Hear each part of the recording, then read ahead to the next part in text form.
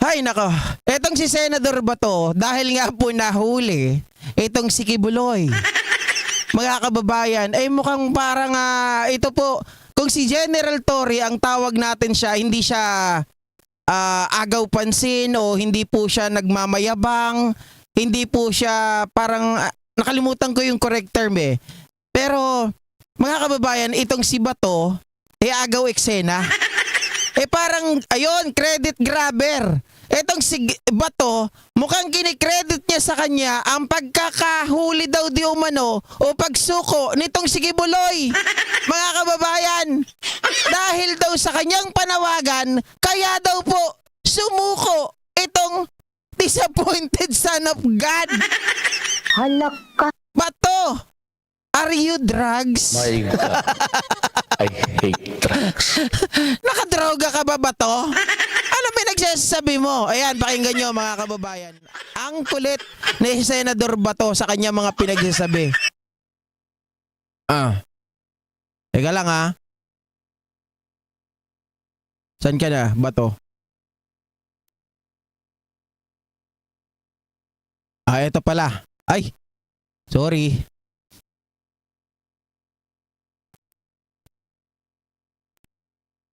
Wait lang. Nakikita. Nawala. Pumunta kasi tayo dun kay sa kakaibigan ko eh. Teka lang.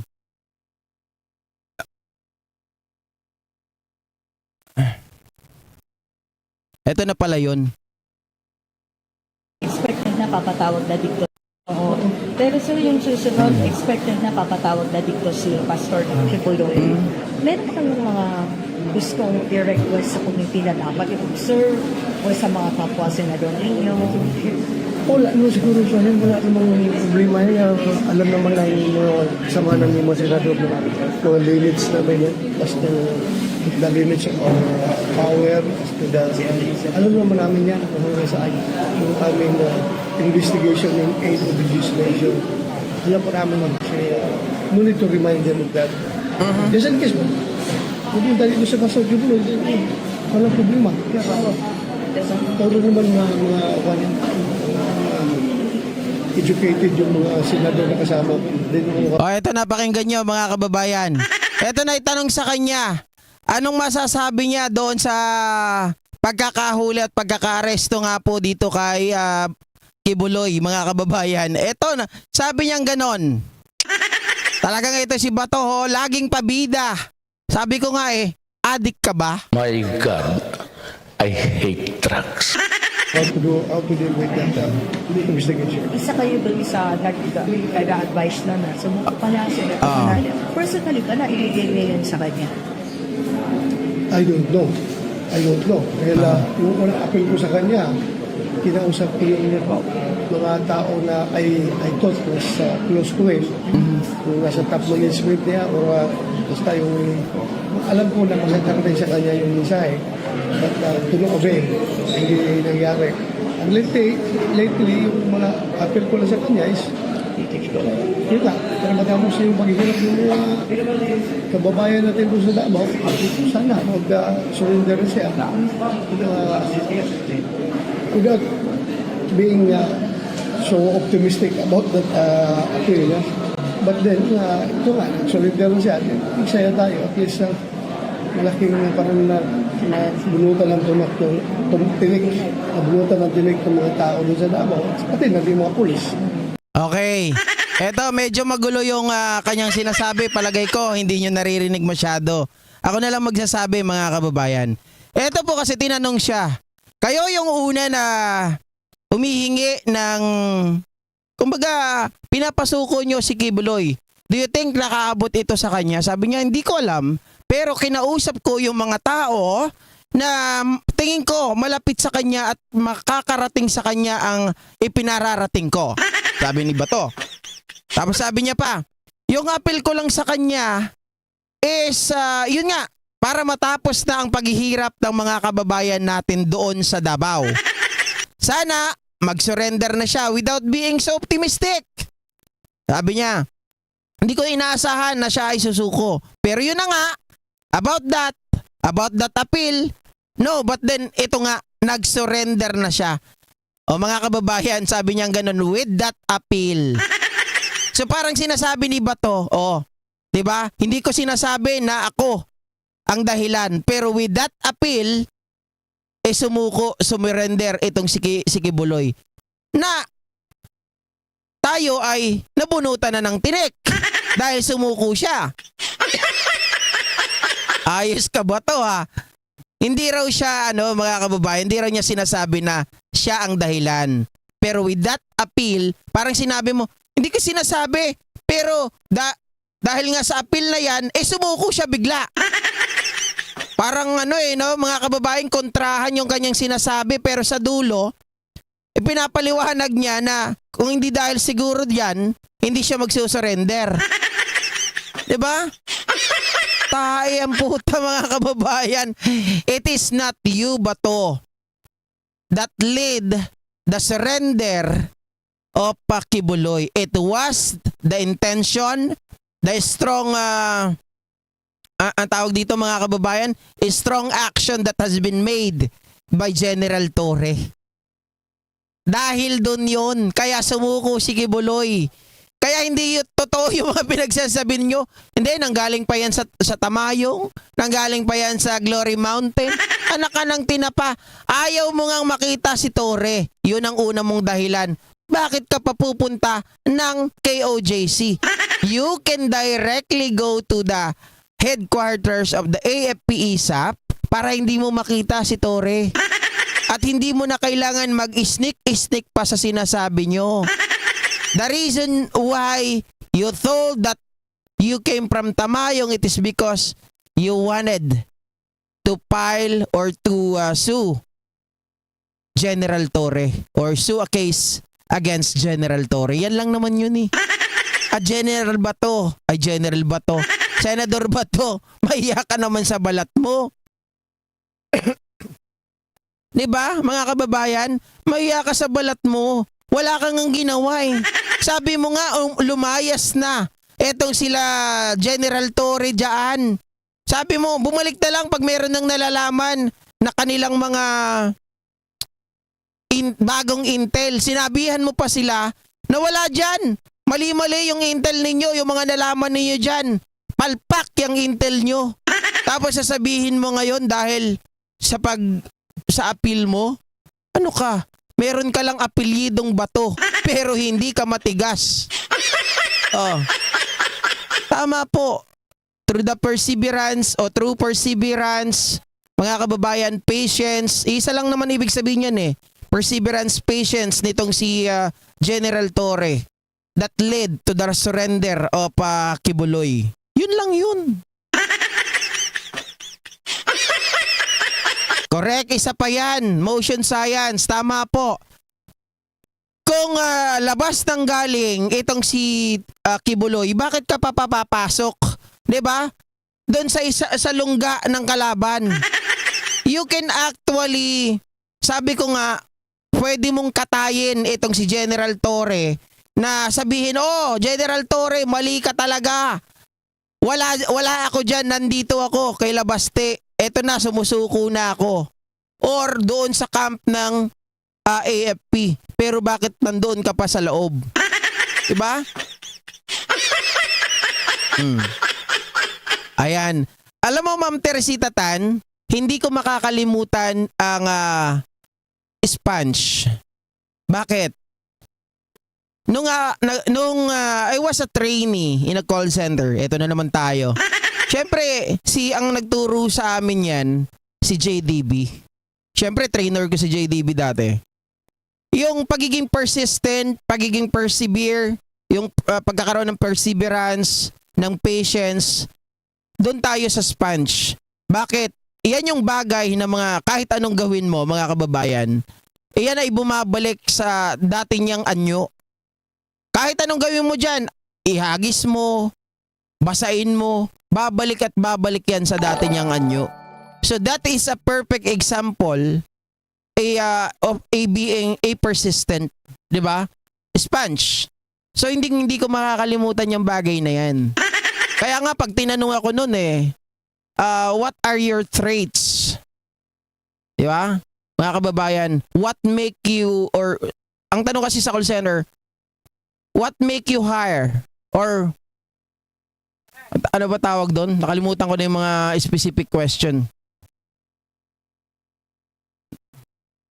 Limot ko na. Pero isa dun sa mga katanungan, yung mga tricky question na yan, tinatanong kung ano yung traits and characteristics mo for you to hire. Diba? O kaya naman sasabihin nila, ano yung maitutulong mo sa kampanya na to? Anong traits mo na meron ka na wala sa iba? So yan lagi ang sinasabi ko. Persistent. Ang example niyan, yan nga, sponge.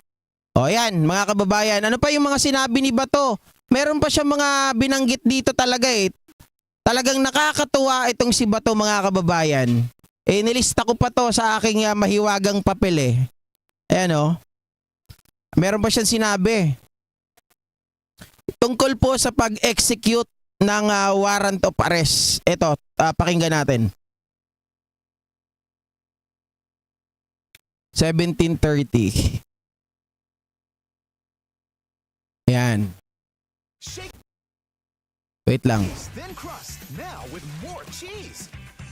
Then incredibly cheesier.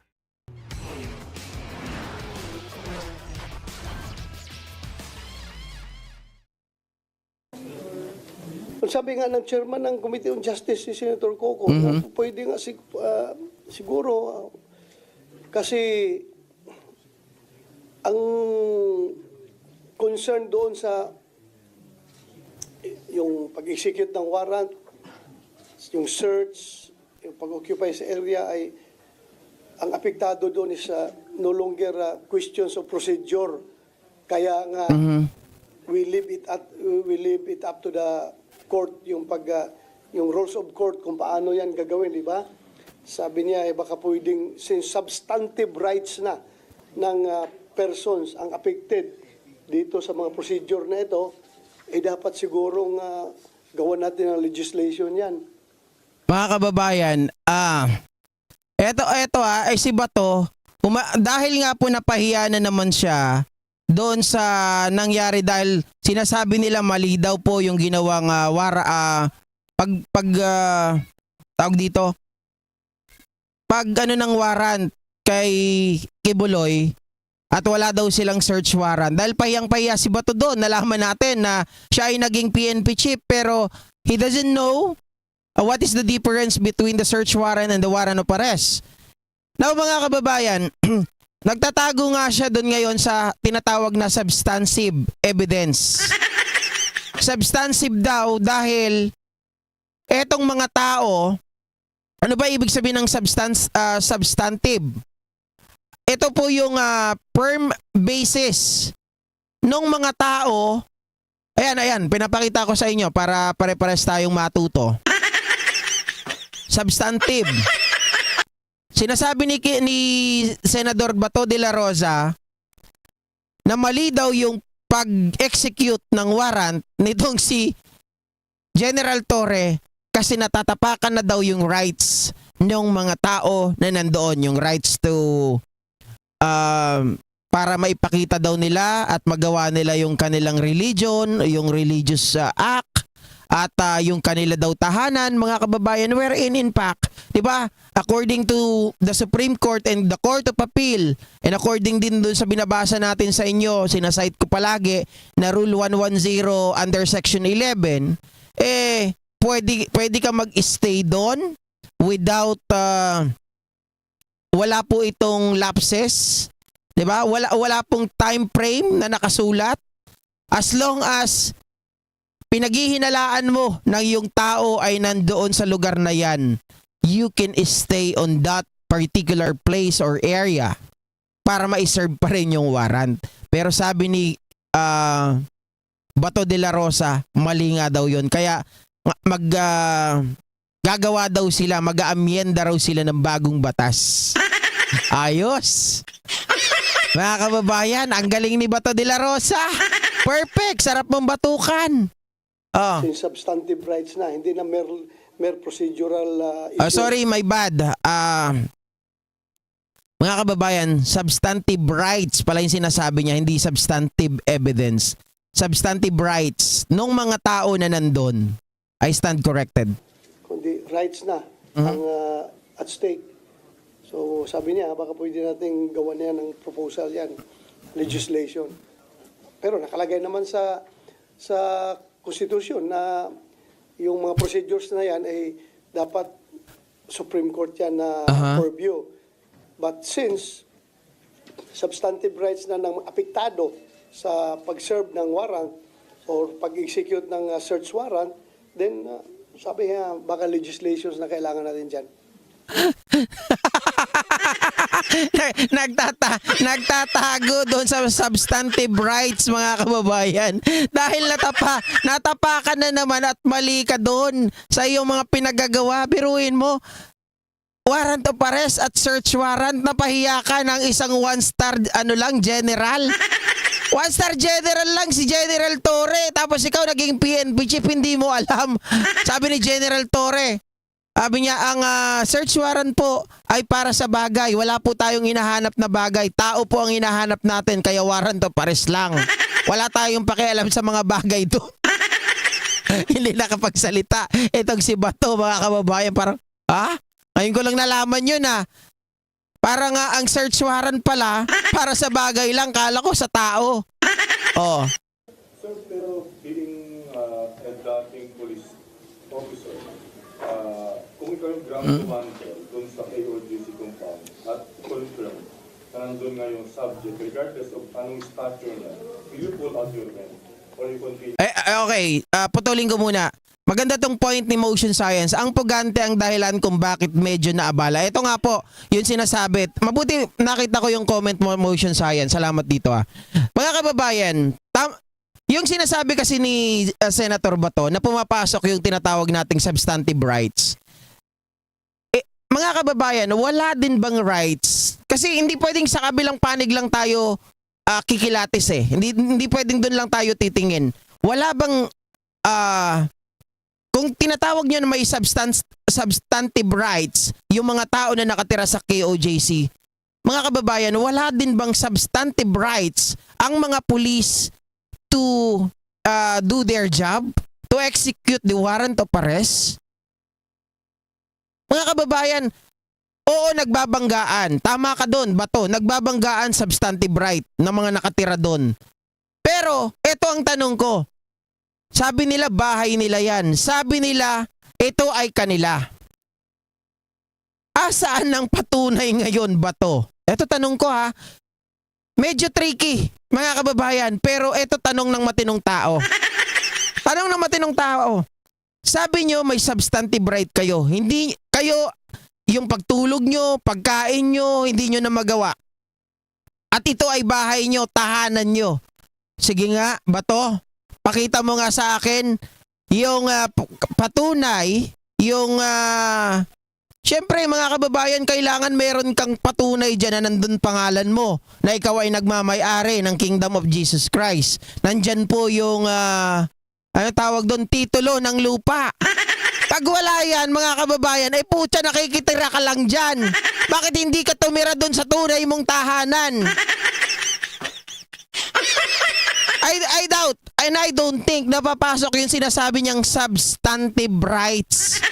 Kasi substantive rights, 'di ba? Mga kababayan, kahit anong sabihin mo, paano 'yan magiging firm basis kung wala ka naman ipapakita na katibayan o titulo ng bahay ng KOJC na sa inyo yan? Kahit siguro ilan dyan sa mga member walang may papakita, sino lang ang makakapagpakita, mga kababayan, na kanila yan? Pwedeng si Kibuloy, pwedeng si Duterte, pwedeng yung pinaka-leader isa pa, si Marlon Acobo. Pero yung iba na nagsasabi na substantive right namin ito, hindi na kami makatulog, hindi na namin magawa ang aming worship, at naabala na kami. Hindi kami makatulog, makapasok sa tahanan namin. O sige nga, then show it to me. Show to the police. Where is your title? Diba? Victoriano Untalan na imbag Manong. Di ba mga kababayan? Tama ba ako? Kasi bago ka umangal ay hindi ka na nakakatulog, putya naman. Bahay mo ba yan? Pakita mo yung titulo. Hindi ka talaga papakinggan. Nakikitira lang kayo dyan eh. Meron kayong sariling mga bahay. Magsiuwi kayo. At tama yung sinasabi ni Motion Science. Kung hindi nyo sila pinahihirapan, hindi kayo umaharang. Kung hindi kayo nag-obstruct, then maaga pa lang natapos na yan. Or, kung sumuko si pastor ng maaga, susuko rin naman pala, pinatagal-tagal pa. Diba? Monet, hindi pa rin eh. Hindi pa rin nila masasabing co-ownership. Alam nyo, Monet, yung mga member doon, hindi yun magiging co-ownership. Nakita ko po nung nagpupunta ako sa Congress, ang usapan yung SMNI, kung sino nagmamay-ari, mga kababayan, pinagtatalunan pa nga, nagsisinungaling pa yung KOJC, sila pastor, nasabi niya, ang binabanggit daw nila na kapag may nangyari kay pastor, ay mapupunta kay Digong. Siya ang magiging tagapagmana. Tapos, noong nasa Congress, hindi daw totoo yun. Pag may nangyari daw kay Marlon Acobo, saka mapupunta kay Digong. Pero nagtataka kami mga kababayan, si Marlon Acobo, at kung ikaw ang major shareholder, parang Harry Roque din. Kung ikaw ang major shareholder, bakit mo ipapasa yung pag-aari mo sa ibang tao kay Marlon Acobo? Tapos tong Marlon Acobo nung nandoon, pinagsasalita siya.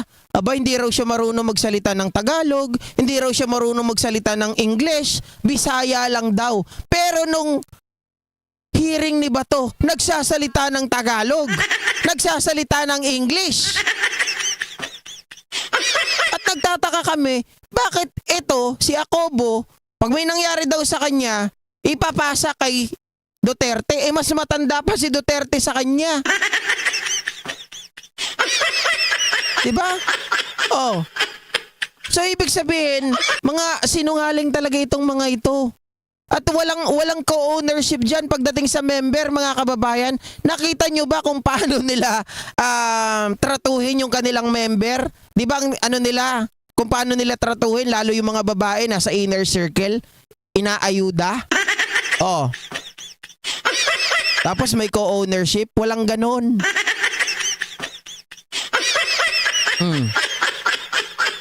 Samuel Ignacio na imbang Rabilo, dear Linda Tamura, good evening sir. Shoutout po sa lahat. Ako unang hanapin ko talaga dyan kay Bato kung ako lang eh. Sabihin ko, asan yung titulo ng lupa na sa kanila yan? Magsuwi sila sa kanila. 'Di ba? Oh. Belmar Ramos, nasan si Step? Nandyan pa rin po sa Kingdom kasama nila. At hindi yan ilalabas basta-basta. Yan yung important piece nila eh. Okay?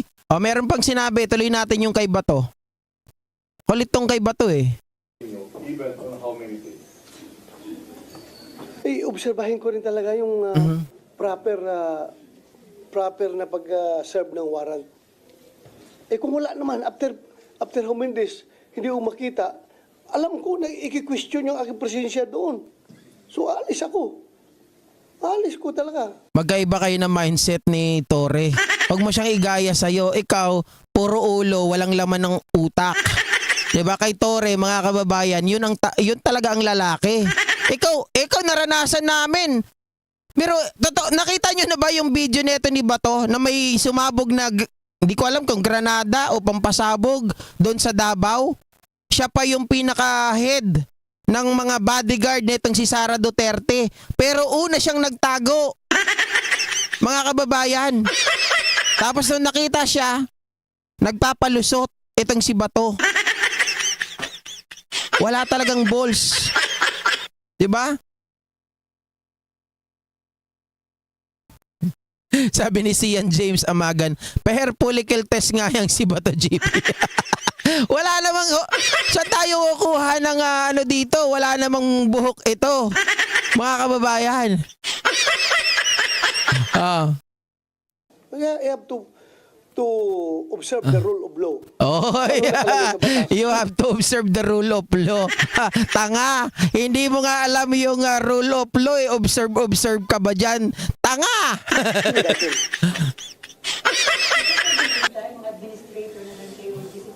Ay, una bang tumakbo palabas? Oo, yun nga po yun. Akala ko nagtago, pero lumabas pala, no? Lumabas. Yun, sabi nila, narinig ko. Wala akong personal knowledge dyan, pero narinig ko lang sa mga balita na siya daw ang dinesignate na administrator. Narinig ko lang sa news din yan, galing sa media.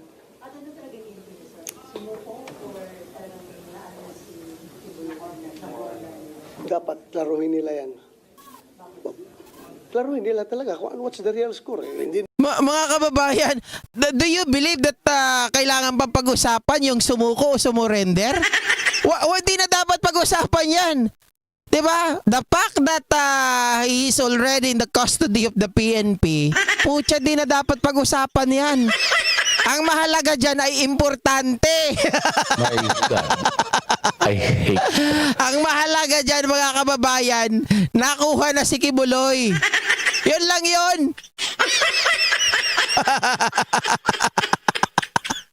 Ang kulit, diba to, mga kababayan? Kailangan daw klaruhin ba ng PNP kung sumurrender or ito daw po ay sumuko? Mapapahiya ka lang ba to? Alam mo, masakit ang katotohanan. Parang ipinukpok mo ang ulo mo. Wala ka pa namang protection sa ulo mo. Di ba? Sabi ni Dine King, ipa-hair follicle mo nga ang ukil-ukil ni Bato. Ang mati ukil-ukil na. May sakunada. Di ba? Nakakatawa itong si Bato, mga kababayan. Kasi alam nyo, kaya gusto nyo lang i-justify na sumuko para kasuhan nila si Torre. Kasi pag na-justify nila na sumuko at tinanggap natin, kakasuhan po nila si General Torre ng yun nga, yung paghuhukay, paninira, at kung ano-ano pa. Pati yung namatay, ikakaso na rin yan kay General Torre. Pero kung doon sa loob talaga, mga kababayan, wala silang panama. Kahit anong gawin nila, kasi sasabihin lang ng mga pulis, itong mga to, nakita nyo naman, nagpiprisking pa sila, nakita nyo naman na umaharang sila sa mga ginagawa namin, walang magagawa yan. Parang yung nagwardya lang ako dati, na may pinasabugan ng shotgun doon pagpasok ng pinto. Walang nagawa yung amo nung tinatawag nating messenger. Kasi nga hindi nag-surrender ng baril. Ganito lang din yun. Diba? Wala.